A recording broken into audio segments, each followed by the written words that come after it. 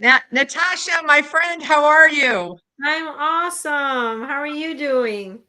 We're live on LinkedIn I and love it. Facebook. I'm Wow. not sure. I'm not sure if we're live on Instagram, but we're definitely live on LinkedIn and Facebook. How you doing tonight? I'm doing wonderful, doing really awesome. Thanks for joining us. So I've been doing market update Mondays every month Mhm. for the last 6 months. And I decided to switch it up this month because, as you know, we have a big event coming in April, which you're a part of, Yes. which we'll talk about. So Hmm. for the next 6 weeks leading up to the event, I'm doing something called Women Investors Oh, I Wednesdays. love it. I love And it. you're my first guest. No. Oh, Oh, fantastic. fantastic. Okay. So we're going to launch this thing. I love it. We are. You're the first guest on this new episode series that we're going to lead right into. So let's just talk about it now, the Women's Investor Summit, April 21st and 22nd, where women like Natasha, my friend here, we will be getting together and talking about how we invest, how we got into investing, how we overcame some of the fears. Hmm. So I'm going to just do, so we're going to do this at the summit. We're going to do a deeper dive in the interview, but we're just going to do like a sneak peek tonight. Are you with me on that? Let's do it. Let's Okay. do it. So before we get into the investing part, tell the audience about you. Give me the 10 sentence, where'd you come from? Because you had this other life before you had the investor life. Yeah. Well, I started my career as a CPA. So I started in accounting, and I was lucky enough to have been put in the tax real estate department. I didn't know I loved real estate, and I ended up there and just really enjoyed all the planning and what have you. I then from there went to work for a developer, shopping center owner, and 20 years later, I realized it was time for me to invest on my own and start my own firm. And here we are now. That's like the really short version. We can get into it on the in the summit a little more. Oh, so when you were at with the shopping center developer, tell us some of the jobs you had there.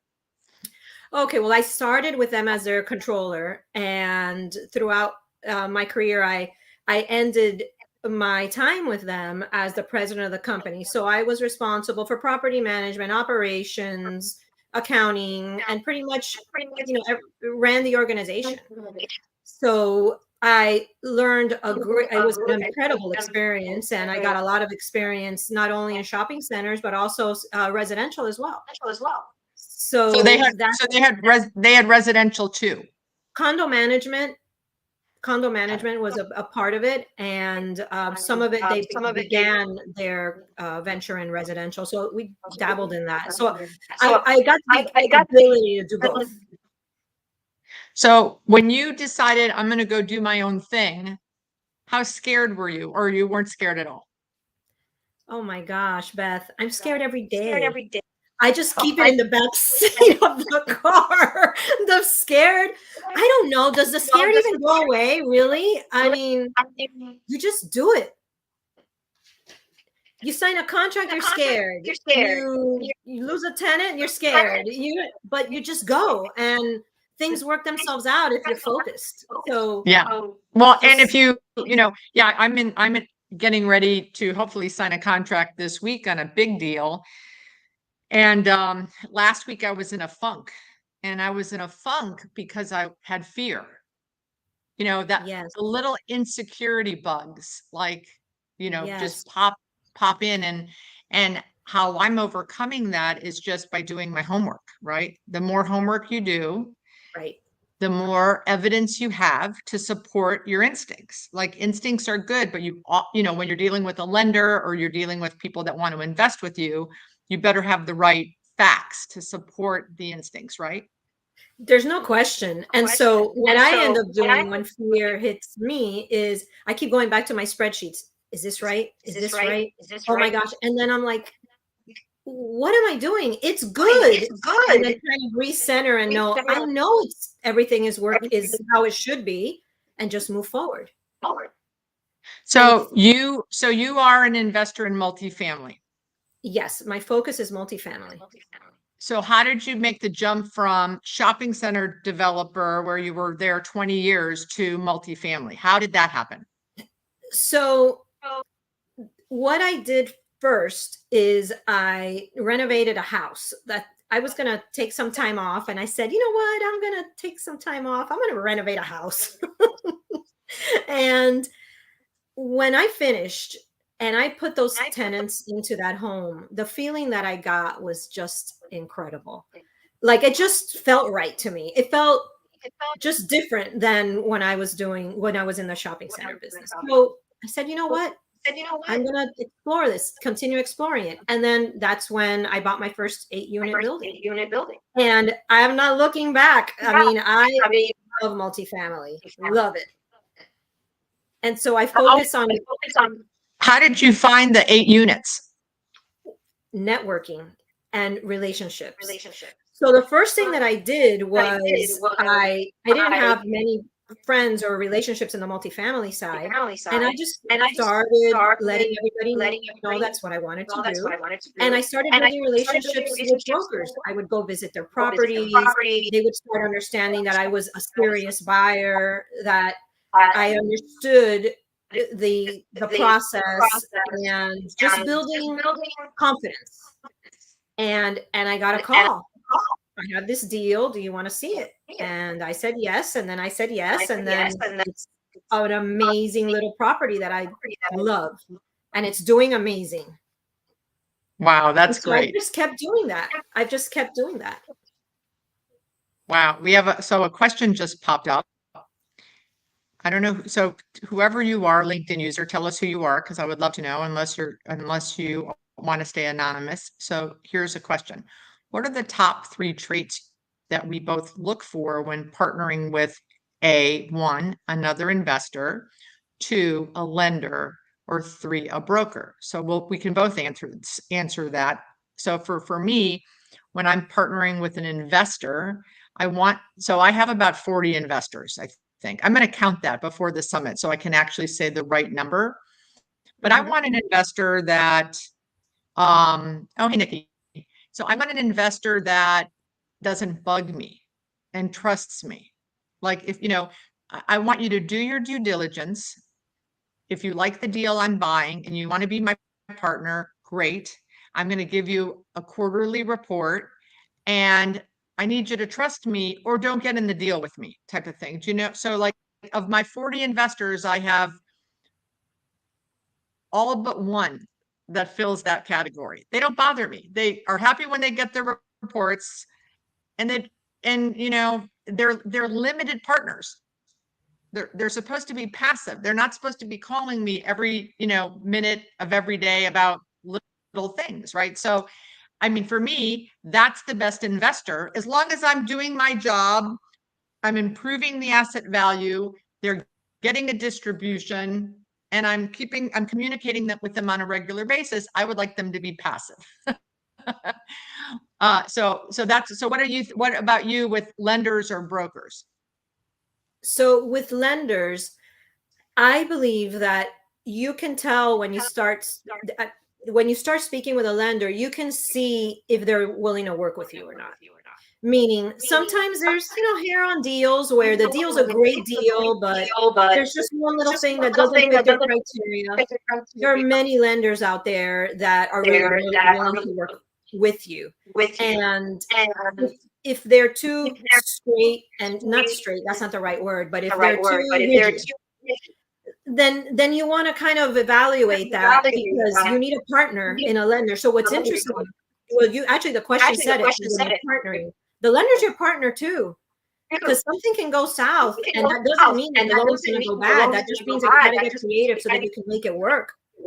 And so that's where I think, in reference to lending, and also building relationships. Back to what we were talking about before with the brokers, build relationships with lenders and ask questions and know what kind of asset type they're comfortable with. Because that makes a big difference. Well, yeah. So, I'm doing this deal that you are, I've shared with you about, and you said, hey, I've got these two lenders. One person you said, actually, she's speaking at the conference, right? Mhm. And you said, I think that her retail is probably full up, and absolutely. And you said, but call her anyway. So I called her, Sarah, and Yeah. she right away, she said, I'm full on retail. Love to help you, but I can't, which is great. I don't want to be sending her all the documents and answering all of her questions if it's not possible, right? So Mhm. I appreciate a quick no than a long maybe. And then you introduced me to someone else who we spoke to, and he was so, look, we are having the Women's Investment Summit, and I would love to work with as many women as possible. But this particular person said, Mhm. I'm not going to lose this deal. I wanted this deal. Right. Well, that's music to my ears as a borrower, right? Because Yeah. he says, I'm going to figure out a way to make this deal. So that gives you Exactly. when the lender says that, right? Yes. Have you ever used a mortgage broker? Nikki, who was asking the question, is a mortgage broker. Have you ever used a mortgage broker? I've used a mortgage broker one time, and it was for a Fannie loan. Got Fannie it. Mae loan. Yeah. So only once. Yeah, in this deal that I'm working on, it's going to be a very aggressive deal, high price, super fabulous market. Every lender I speak to is like, oh my gosh, we're getting a deal in that market. So everyone's very excited, but it's a very thin deal. So, and what you said is so important is to ask questions, because two of the lenders have talked to me about earnouts. I didn't know what an earnout was. And you can't be afraid to say, what's an earnout? Like, I had an idea what it was, but there were questions that I had to ask about that. Like, well, does it mean this? What is it? So I think it's so important when you're investing to not be there's so many different fears, right? Fear of taking action, fear of looking stupid, fear of not understanding. Right. There's not just one fear. Oh, we can go on and on. Yes. Right. But in this case, I had to not be afraid to not look like I knew what I was talking about, to say to the lender, can you explain I think I know what an earnout is, but just explain it to me. And then they did. And then I had more questions about it. But I think that it's so important in investing to ask to be able to say to the expert, what does that mean? You don't need to know don't everything. do that. People don't do that. They just and say, then you leave the room not knowing. Right. Not knowing what they meant, and not knowing if maybe that lender wasn't the right lender for you based on the answers to the questions. And sometimes, about 3 months ago, I was looking at buying this other deal, the strip center. And I called this lender. I don't know if I told you the story. So I called this lender. Someone said, call this lender because they're very aggressive. Actually, the person said, call this lender because they're doing 2% teaser rates for the first year. Okay. I'm like, okay. I'll call that lender. I'm calling that lender, right? Because for everyone listening, the rates now are, in the high threes, but with the rate, the Fed just raised the rates today. So we're probably looking at fours going forward, but depending on the asset class. So I call this guy, and we didn't know each other, and he wasn't familiar with retail. So he had no idea who I was. Not that everyone knows who I am, but some of the lenders I'm speaking to now, they had heard of me from Terra Nova or whatever. So that's helpful when you start out, that, maybe, they know something about your portfolio or whatever. So this guy was just like, and this is what he said to me. So there's a Publix in the center. I go, no. He goes, there's not a Publix. I said, no. He goes, well, what supermarket's in the center? I go, there isn't a supermarket. He goes, this is what he said. Why would you buy a shopping center without a supermarket? And I said, it doesn't sound like you do much retail lending. Right. And he goes, no, I go, what was the deal with the teaser rate? And then he goes, oh, that's for industrial and multifamily. So I need to send you his name and number. Yes, yes, you do. I'm like, I go, this is not multifamily or industrial. So, Well, that so goes then to something we talked about, which was know what asset class they like. So exactly. So, but I didn't know. And the person said, call this lender, they're giving. And then it turns out that the guy who told me to call him is a multifamily guy. So fine. So guess what happens? 2 weeks later, the guy calls me back and he goes, I did some homework. Do you still need a loan? Yeah. I said, no. Yeah. It But would have been, who knows? You just, so it's okay. It's okay. But I would tell you that it did make, I was confident enough to know with that conversation that this guy's not going to be my lender. The hurdles that he in his mind had. He literally said, why would you be buying a shopping center without a grocer?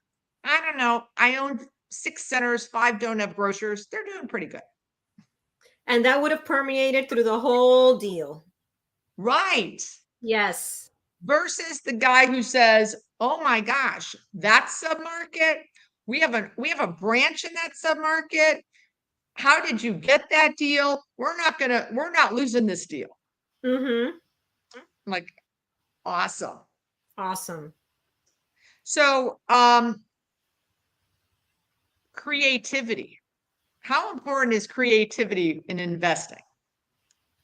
Oh, wow. Extremely creative, because there's a lot of different ways to get to the results that you need to get to, and from all aspects on how the returns are, the dividend or the distributions are done, how the lending is done, all of it, even how you buy the property. I mean, there's so much, even how you position the tenant, especially, I mean, that's your specialty. All of it is extremely, and to be able to think outside the box. The idea is everything is not, you read stories and you say, okay, let me follow this map. No, you use it as a guideline, but you always have to think outside the box. What else can I do? How else can I lease this? How else can I attract a tenant? All of it. Now, the deal that you were working on recently, where are you at with that? Well, the deal that I'm working on recently, I am under contract. We are under contract and hopefully closing in April. So we will see. Before the summit? It'll be done before the summit. So I'll have the big reveal of my experience at the summit, because it's been a story. I haven't much of it with you, but wait till you hear. That's a lot of funky, not funky, but like a combination of a lot of things. Talk about being creative. That's going to be a fun story.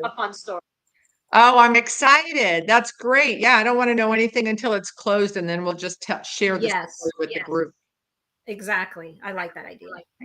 Yeah, I mean, we have you're representing multifamily. Janet Pappas has townhomes or coach homes in Wichita, Kansas. Single family homes. Yeah, coach homes, like they're attached and duplexes and all. She amassed like 42 of them. Yeah. She did tax, like courthouse step fit. I mean, like, she's impressive. She's impressive. The amount of ways you can invest, right? And then we have Tracy Prigmore, who has bought 2 hotels. We have Unique, who is, how would you love a name like Unique? That's her name, Unique. That's Unique. She does fix and flips. Oh, okay. Which you'll love, because that was your first deal, right? I love that. But you didn't flip it. No, I kept it. I still have it. Yeah. And then we have, who else do we have? We have a lender panel, because last year we did this. Last year we had the virtual summit, and everyone, all the testimonials afterwards, the reviews were awesome, but everyone said, we want to talk to people about lending. We want the lenders to talk. So we have your friend Sarah. We have someone from Principal Mutual Life. And then we have a mortgage broker, Mackenzie Fry from CB. So it's going to be great to hear their perspectives, all women. We do have a surprise speaker, which is going to be fun. And then our keynote speaker during lunch, I'm super excited. Her TikTok name is the Duchess of Decorum. Ooh. And she is a SBA lender, but she is amazing. And she's going to talk about getting the F word out of your life. We need that. And it's not the F word everyone thinks. It's the F word we've been talking about. Yes. So I'm just so excited. And, I keep getting these texts from guys. That's not fair. I'm like, you can come. Guys can come. Yeah, they can learn from us. Absolutely. Exactly. We're not prejudiced, and I mean, we've got some great sponsors. My land use council is sponsoring, my contracts attorney is sponsoring, my insurance company is sponsoring, all the people I pay money to. But I said, how would you like to be in a room with 100 women who want to invest in commercial real estate? And they're like, go there. Yes. Yes. It's going to be so exciting. It's going to be fantastic because you get to hear about all the other areas that you don't necessarily invest in, but you might invest passively. You don't, because I don't do shopping centers. The next time you buy a deal, you better include me. I want to put some money in. Right. Yes. And I'm going to be in your next deal. You got that. Exactly. Exactly. And that's the whole point also, is 100 women in a room. We all need to be investing together. Absolutely. Absolutely. I feel so strongly about that. And I know that's one of your big missions. And I feel extremely strongly about that. And even if you're not in real estate, women need to invest in real estate. They can invest passively. Like the little joke that I say, since I'm in multifamily, is like, you can invest and you don't have to go to Home Depot. We handle the Home Depot. You invest and just make the returns. Exactly. I mean, yeah, I have my ex-husband's niece who has invested in, I think, done some fix and flips, her and her husband. Now they're being a sushi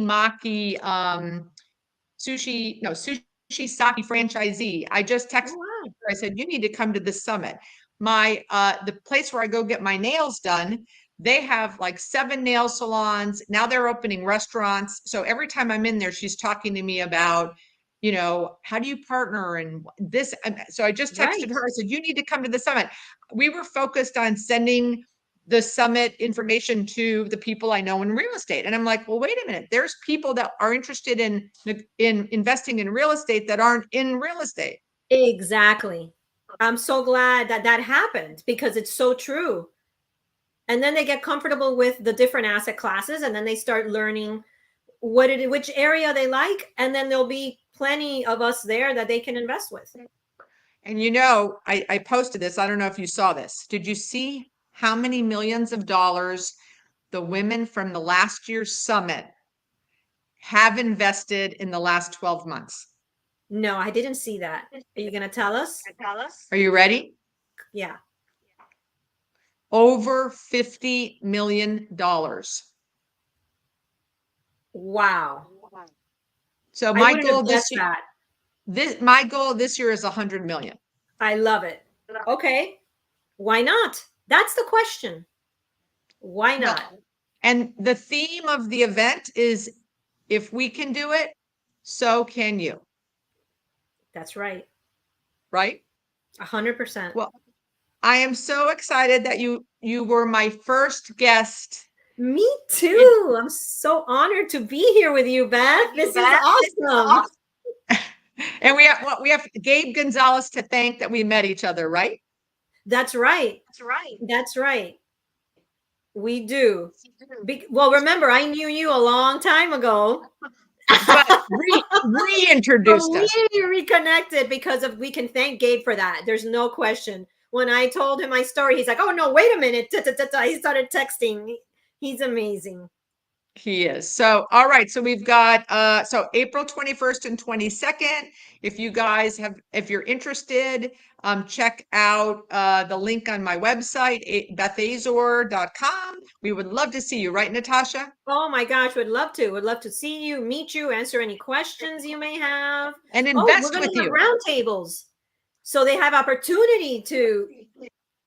Yes, thank you for reminding me that. Yes. So what we're Yes. so how the 2 days is set up is we have interviews throughout the day. We have the keynote speaker who will get the F word out of our lives.